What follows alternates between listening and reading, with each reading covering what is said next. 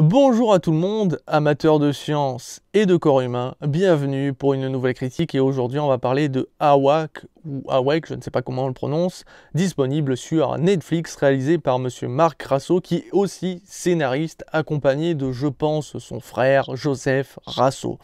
Alors, je ne vais pas parler trop de la filmographie de Marc et de toute façon je ne vais même pas en parler parce que je n'ai aucun souvenir d'avoir vu un de ses films, littéralement. Mais par contre, la technique ici qui nous est proposée, et aux petits oignons. Franchement, le film est super bien réalisé. On suit parfaitement le peu d'action qu'il y a, parce qu'il y a énormément de dialogue. Donc ça va être des chants contre chants, des gros plans sur les visages pour lire les émotions.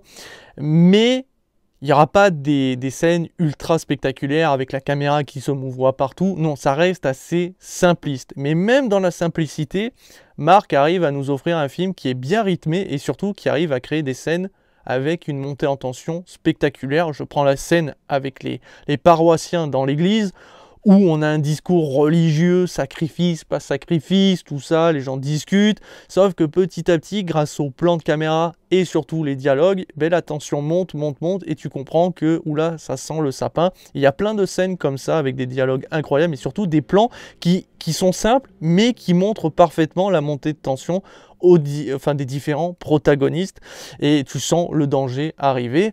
Il y a la scène aussi dans le garage, à l'extérieur avec les prisonniers, ou une scène toute banale, mais qui montre l'horreur finalement qui se déroule dans ce film avec les gens tout nus, sans rentrer encore une fois dans les détails parce que je ne veux pas trop spoil, mais je vous laisse découvrir ça par vous-même, ou la scène dans la voiture avec un petit plan séquence qui, mine de rien, monte une tension assez folle et surtout montre le danger d'une très bonne manière puisque la caméra arrive à nous montrer les différents protagonistes subir une agression et tout ça dans un plan séquence qui est vraiment tendu du string.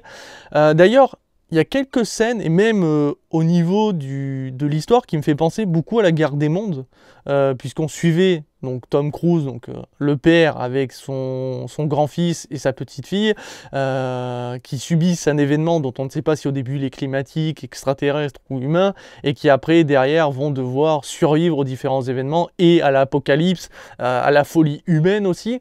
Et ben c'est exactement la même chose ici, puisqu'on va suivre une famille, sauf qu'au lieu d'avoir un père, on a une mère qui s'occupe donc du grand-fils, donc voilà, et de la petite-fille. Et derrière, il y a un événement dont on ne sait pas s'il est climatique, humain ou extraterrestre, et ça va nous montrer une famille qui essaie de survivre à la folie humaine, mais aussi aux différents dangers qu'il va avoir, et c'est cool, sans dire que c'est un plagiat, mais c'est vrai qu'il y a beaucoup de scènes qui font penser à la Guerre des Mondes, dont la scène dans la voiture, même si ici c'est un plan séquence, alors que dans la Guerre des Mondes c'était pas un plan séquence, c'était pas du tout la même chose, mais en tout cas voilà, il y a des similitudes, je ne sais pas si c'est de l'inspiration ou voilà, mais en tout cas ça m'a fait beaucoup penser à la Guerre des Mondes.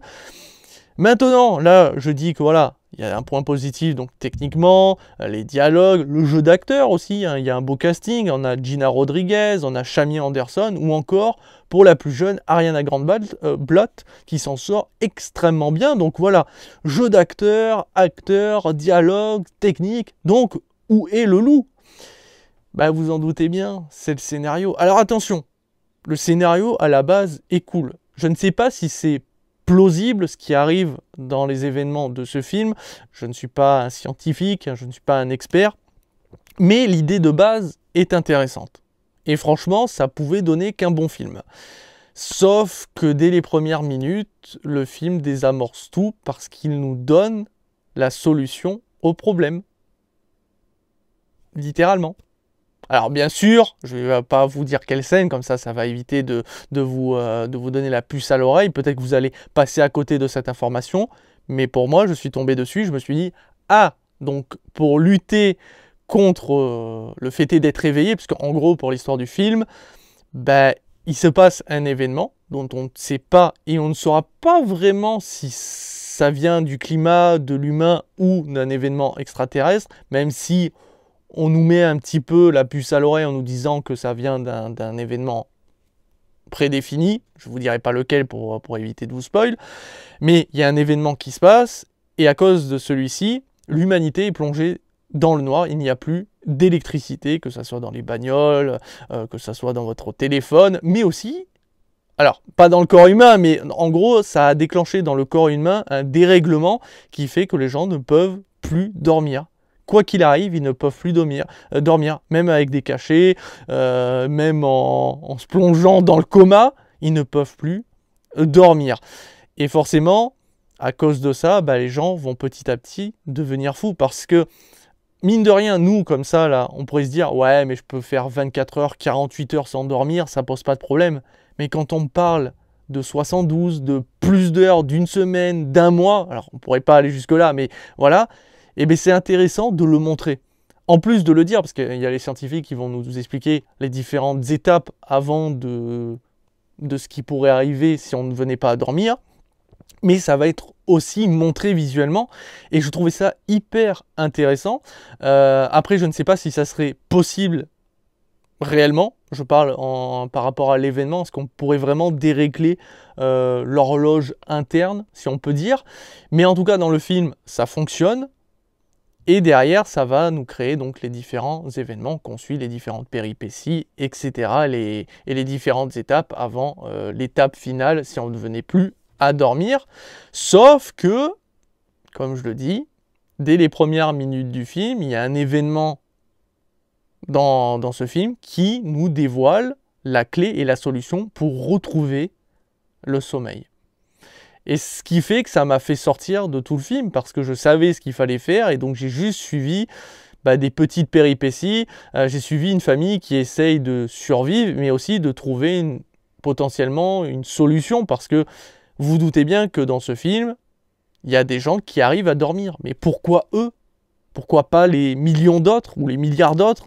Pourquoi spécialement ces personnes-là, eux, arrivent à dormir? Eh bien, ça nous est clairement dit. Et c'est fort dommage, parce que du coup, j'étais là en mode, ouais, mais il suffirait de faire ça. Enfin, Alors, vous allez me dire, même en sachant ça, on peut quand même rentrer dans le film et attendre de voir si les protagonistes vont trouver la clé ou pas. Est-ce qu'ils vont tous mourir au final, sauf ceux qui arrivent à dormir? Qu'est-ce qui va se passer? Mais même en sachant ça, moi, ça m'a sorti du film. Parce que même s'il y a des scènes cool, même s'il y a des dialogues cool, je me lassais un peu, je m'ennuyais parce que je savais ce qu'il fallait faire. Moi, en tout cas, ça m'a posé problème. Peut-être que vous, non. Peut-être que vous n'allez pas voir la clé avant la fin.